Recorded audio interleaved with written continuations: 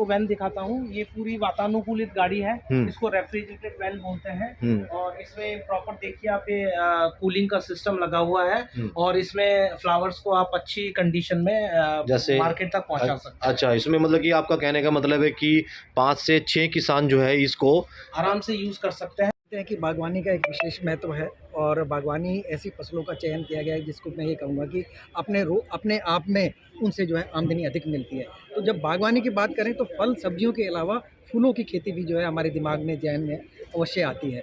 तो फूल और ये इसके अलावा लैंडस्केप गार्डनिंग, क्योंकि हर कोई चाहता है कि मेरे बाग बगीचा रहे और मेरे जो है सुंदरता हर तरफ रहे, अलग अलग तरह का पौधों का समावेश करूं।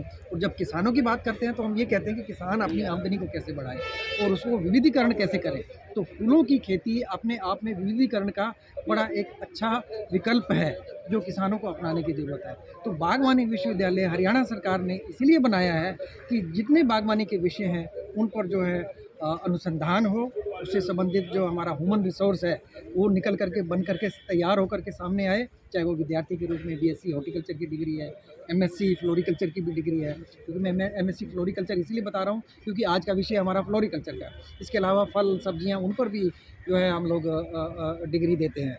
इसके अतिरिक्त जो बात होती है, ऐसे बहुत सारे गहन विषय हैं जो फ्लोरिकल्चर से संबंधित है। तो उसके लिए हम लोगों ने नेशनल कॉन्फ्रेंस का आज आयोजन किया है, जिसमें करीब करीब 180 से भी ऊपर पार्टिसिपेंट्स पूरे भारतवर्ष से यहाँ पर आए हुए हैं और अलग अलग मुद्दों पर जो है चर्चा का विषय बना हुआ है, जिसमें हम लोग poly house, protected cultivation, green house खेती कैसे की जाए और माइक्रो इरिगेशन सिस्टम उनको कैसे अपना करके ज़्यादा से ज़्यादा आमदनी में इजाफा किया जा सकता है, उत्पादन बढ़ाया जा सकता है, उस विषय पर चिंता हुई है और चर्चा हुई है।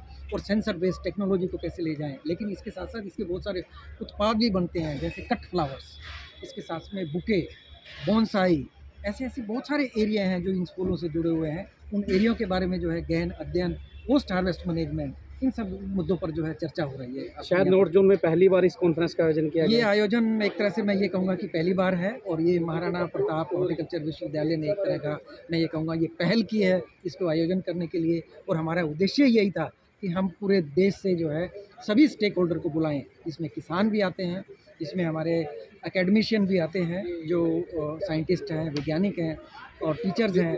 साथ में हमारा बागवानी का जो विभाग है वहाँ पर भी जो ऑफिसर्स हैं उनको भी हम लोगों ने बुलाया है, क्योंकि वही आगे प्रचार प्रसार करते हैं। साथ में हम स्टूडेंट्स भी यहाँ पर आए हैं, तो सभी इंडस्ट्री को भी बुलाया है। सभी स्टेक होल्डर्स मिल करके एक प्लेटफॉर्म पर जो है चर्चा कर रहे हैं। सर, ग्रामीण क्षेत्र में मैक्सिमम देखा गया है केवल जो नॉर्मल फसलें होती है जैसे गेहूं, जीरी, बाजरा या गन्ना, इस प्रकार का उत्पाद किया जाता है, लेकिन फूलों की तरफ बढ़ावा नहीं है। क्या इस कॉन्फ्रेंस के बाद कहीं ना कहीं हेल्प मिलेगी किसानों को ताकि वो भी ज़्यादा मुनाफा कमा सके फूलों की खेती करके, फलों की खेती करके? इसका मुख्य उद्देश्य हमारा यही है कि विभिन्न बिंदुओं पर हम लोग जो है चर्चा करें और उन बिंदुओं पर चर्चा करने के पश्चात कई ऐसी चीज़ें निकल करके सामने आएंगी जिसमें हम लोग भी बताएंगे भाई हमारे पास तो ये है और ये नहीं है, क्या किसी और राज्य के पास है, तो वो अपनी नॉलेज भी शेयर करेगा। तो ये नॉलेज शेयर करने का भी एक प्लेटफॉर्म है। तो वो जो ज्ञान है वो अगर हम शेयर होता है, उस ज्ञान का फ़ायदा हमारे ग्रामीण क्षेत्र तक भी जाएगा, जिससे कि फूलों की खेती, किन किन फूलों की खेती जो है सक्सेसफुल हम कर सकते हैं और उनका अधिक से अधिक उत्पादन लिया जा सकता है। उसकी कौन सी मंडी है, कहाँ जा कर के बेच सकते हैं, उसका बीज कहाँ मिलेगा, प्लांटिंग मटेरियल कहाँ मिलेगा, बहुत सारे ऐसे इनपुट हैं, उनको इनपुट को कहाँ से खरीदा जा सकता है। तो ये सभी जानकारियाँ आप देख रहे होंगे कि एग्जीबिशन भी लगी हुई है। तो इस एग्जीबिशन का भी उद्देश्य हमारा यही है कि जितने इनपुट है उनके बारे में भी जानकारी सबको मिले और इन सब मुद्दों पर जो है चर्चा हो। इस प्रकार की जानकारी के लिए कोई किसानों के लिए कोई ऐप या इस प्रकार का कोई वो भी समाधान किया जाएगा कहीं ना कहीं? तो हम लोग एक मोबाइल ऐप बनाने का प्लान कर रहे हैं और जब मोबाइल ऐप ऐसा बनेगा तो निश्चित रूप से हम लोग आप सबसे पहले आप लोगों को सूचित करेंगे, जिससे कि सब ज़्यादा से ज़्यादा किसानों को जो है हम उस ऐप में जोड़ें और वो उस ऐप का जो है और ज्ञान का जो है फ़ायदा किसानों तक और ग्रामीण इलाके तक जो है सबको पहुँचे, जिससे कि वो अपना आमदनी में भी जो है इजाफा कर। भारत की अगर बात करें तो कौन से राज्य में जो है सबसे ज़्यादा फूलों की खेती होती थी और अब कौन से राज्य में हो रही है? हाँ, सबसे ज़्यादा अगर आप खेती की बात करते हैं तो उसमें वेस्ट बंगाल और उसके बाद से तमिलनाडु और सबसे ज़्यादा तो कर्नाटका में आता है और महाराष्ट्र में भी आता है। तो ये कुछ राज्य हैं जिनमें ज़्यादा हो रही है खेती, लेकिन हमारे यहाँ भी उत्पादन होता है, लेकिन एरिया कम है। तो एरिया हमें और बढ़ाने की ज़रूरत है, लेकिन एरिया भी बढ़ने के चांस कम रहते हैं। लेकिन फिर भी हम कहते हैं कि कम से कम पॉली हाउस लगा करके उस पॉली हाउस में भी आप जो है एक तरह से फूलों की खेती करें, जिससे कि किसान के पास एक और विकल्प भी रहे। बाकी चीज़ों का फसलों का चयन तो करता ही करता है, तो उसको भी प्रोटेक्टेड कल्टीवेटर में कम कम जगह की ज़रूरत पड़ती है, कम जगह में जो है वो उनका उत्पादन कर सकता है। तो ऐसे ऐसे विकल्प भी हैं जिनको हम लोग अक्सर सुझाते हैं। किन किन स्टेट से जो किसान हैं या फिर बिजनेसमैन हैं वो आज इस कॉन्फ्रेंस में पहुंचे हैं? इसमें जो आज हमारे पास जो इंडस्ट्री से लोग आए हैं वो उत्तर प्रदेश, राजस्थान और कर्नाटका और साथ में जो है पंजाब से भी आए हैं कुछ लोग हमारे पास इंडस्ट्री से जो है लोग आए हैं और उन्होंने जो है आज भागीदारी की है इस कॉन्फ्रेंस में। और उनके मैं ये कहूँगा कि उनके अनुभव का भी लाभ मिल रहा है, क्योंकि वो प्रैक्टिकली चीज़ों को कर रहे हैं। और लेकिन जो उनकी समस्या है वो ये भी बता रहे हैं कि हमारी ये समस्या है, तो उस समस्या का अगर कोई समाधान हमारे इस ग्रुप के पास अवेलेबल है तो बता देते हैं, नहीं अवेलेबल है तो हम आगे उस पर रिसर्च करते हैं। तो इस तरह की चीज़ें जो है और ये इस तरह के जो प्लेटफॉर्म है इसीलिए बनाए गए हैं कि नेशनल कॉन्फ्रेंस के माध्यम से उन चीज़ों पर हम चर्चा करें। हरियाणा की अगर नहीं बात पहुंच पाए करें, हैं, उनके लिए कोई इस प्रकार का अगर कोई जानकारी लेनी हो, कोई टोल फ्री नंबर हो या कोई हेल्प सेंटर ऐसा बनाया जाएगा? वो तो अभी तो उसमें हमें ज़रूरत इसलिए नहीं है क्योंकि हरियाणा सरकार ने पहले से ही इस तरह के हेल्प सेंटर बना रखे हैं, और अगर ज़्यादा बनाएंगे तो एक तरह से कन्फ्यूजन रहेगा। उसी एक प्लेटफॉर्म को ही यूज करें और उसी का फ़ायदा लें, क्योंकि उसमें भी हम किसी न किसी रूप से डायरेक्ट या इनडायरेक्ट रूप से जुड़े हुए हैं।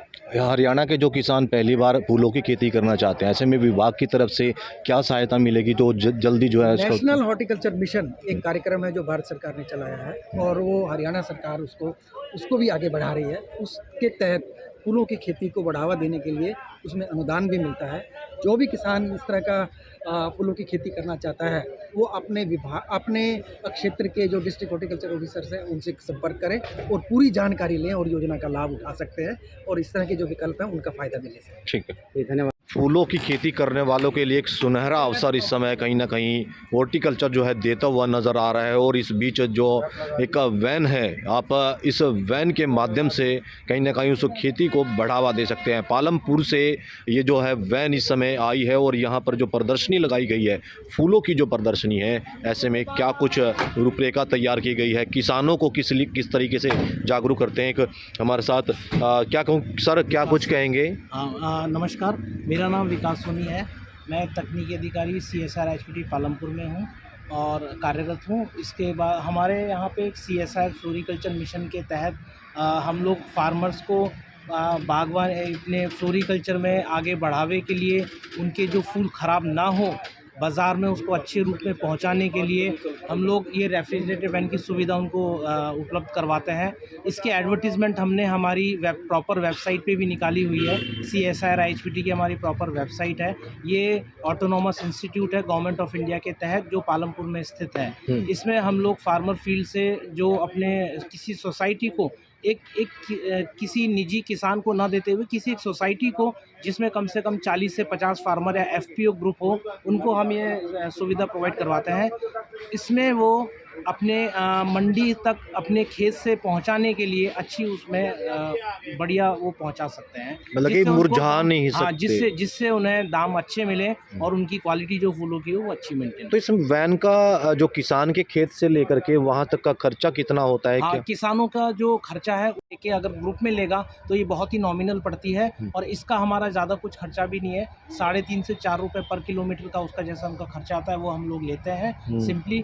और एक 25 तो सरकार की तरफ से भी कोई स्कीम दी जाती है इस चीज़ को लेकर? ये स्कीम के तहत मैं वही बता रहा हूँ, ये भारत सरकार की तरफ से स्कीम के तहत ही है जो CSR HPT प्रोवाइड है कि एक सोसाइटी में जब जिस किसान को रिक्वायरमेंट है, जैसे उनके बॉक्सेस कहीं